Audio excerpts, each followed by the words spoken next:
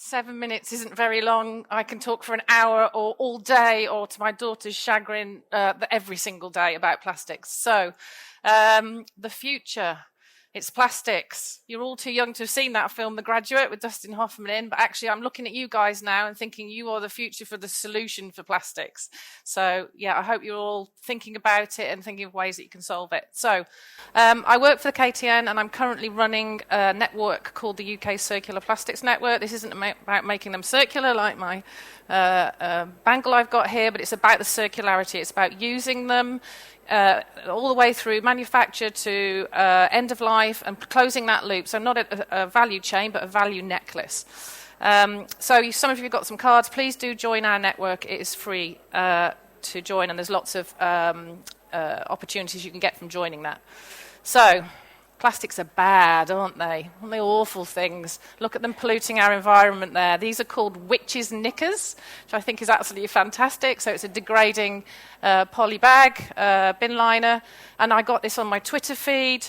Plastic kills. It's a child from a primary school who'd drawn this picture. Now, for me, actually, obviously, it's awful that we're polluting the environment, but for me, it isn't plastic that kills, it's our poor husbandry of the material that's allowed it to kill. So I don't think plastic is a bad thing necessarily. This child here in an incubator or baby, plastic saved that child's life. Again, with asthma inhalers, I bring this one up because actually I have patents in asthma inhalers. That's part of my background. I was in the medical industry. They're really, really good materials for what they need to do, and they help save lives, and they're also very good at keeping food fresh for a long time and hygienic. So it is actually true that a wrap on a cucumber is a better thing to do life cycle analysis-wise for a cucumber than not to use that plastic. And also, plastic's fun. Oh my goodness, without plastic, what would have happened with Elvis? How would we all have all the music that we love? And I love live music, and we wouldn't have it without that vinyl record there, polyvinyl chloride. Vinyl records are things that they enable us to enjoy our life. And the lady there, okay, she's walking through a rubbish dump, and that's awful, but guess what she's got in her hand? She's got a surfboard made of polymers, she's wearing lycra made of polymers, and she's probably used hair products with polymers too. Now, for me, I have a bit of a feeling about the things that we shouldn't be using. So straws, they're not necessary in all cases. I know we've just recently got legislation to ban plastic straws, but actually for me, it's ban the straw, because it's the item that's not necessarily the material that it's made of. It's not needed. And wipes, these are just a growing thing that we've all been using recently. They didn't exist when I was younger. It's laziness, it's convenience, and it's a massive use of plastic, both the packaging and the polyester white that's inside there, albeit impregnated with cleaning products, is made of plastic. So I'm going to get a bit boring maybe for you guys, but it's really important. The government spent about £140 million in the last 3 years on polymer research and innovation, and these bar charts show you the kind of things that they've been looking at, so waste management and catalysis of materials, plastic production, etc. But notice the smallest amount of funding has been spent on human behaviour and human effects. So I think going forward what we need to do is think about how we live with plastics, how we use them, and that's design is part of that, because that's how we interact with each product. So it's really important. If you're interested in seeing who's done polymer research in the UK, there's a document on our website which is free to download, and you can have a look at all the universities and what they're doing. I know you're all from universities here, but you might not have interacted with that department in your university, but it'll be there. So what's been going on? So did anyone watch the marathon? No? Yes, a few nods. Ohu is a company that makes a seaweed sachet that contains water, so lots of the runners picked this up and ran with it. I think it's a fantastic design. No waste at all, and edible packaging. None of those bottles were thrown on the floor by using that. These are projects that we've actually funded through government programs. Dissolvable polymers, extra recycled content, compostable polymers. The bottom right picture is pyrolysis. Early on in my career, when I was doing some research, I actually did a lot of polymer degradation through thermal pyrolysis of polymers, and that's a growing way that we can look at the end of life of materials, perhaps the dirty mixed materials, turn them back into monomers and make them into polymers again.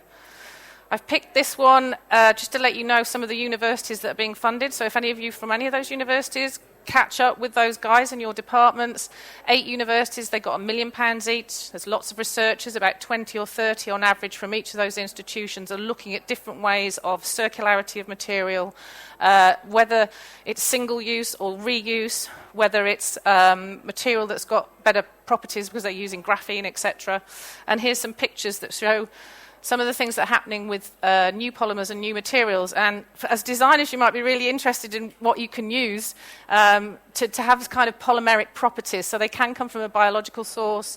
I'm not going to steal everybody's thunder. They'll be talking about these things as well.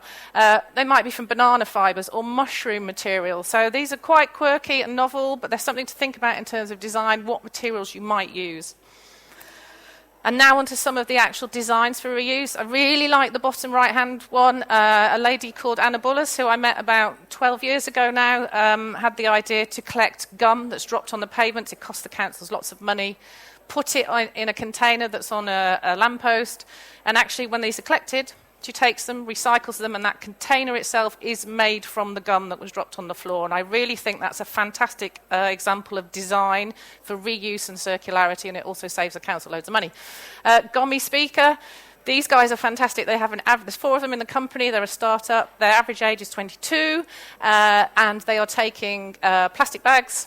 They've got a very Heath Robinson setup, and they're melting them in conventional ovens, and then they have a mould, and they're making these beautiful speakers, and they're selling them for a very, very large amount of money. So that's a really good way of using waste material in a design aspect. And then design actually sort of impinges on behaviour. This is a company in LA, but they have concentrated cosmetic products and household cleaning products, and you can add the water to them at home. Now, this is really good because you're not paying for the water, you're not transporting the water, and you only have to buy this part of the pack again, and you clip it into the bottom of the container. So the amount of material that's used is much, much smaller, and that's obviously design. I think design does interact with behaviour in a very major way. So Cup Club is one of the ways in which we're working with lots of the large coffee shops so that you don't have to have a single-use cup. You can reuse it again and again. One of my favourites here is Garçon Wines. They've won lots and lots of awards. Check them out. This is a flat wine bottle, which you can post through your letterbox. It's absolutely brilliant when I forgot my sister's birthday, so she was quite happy to get a bottle of wine through the letterbox.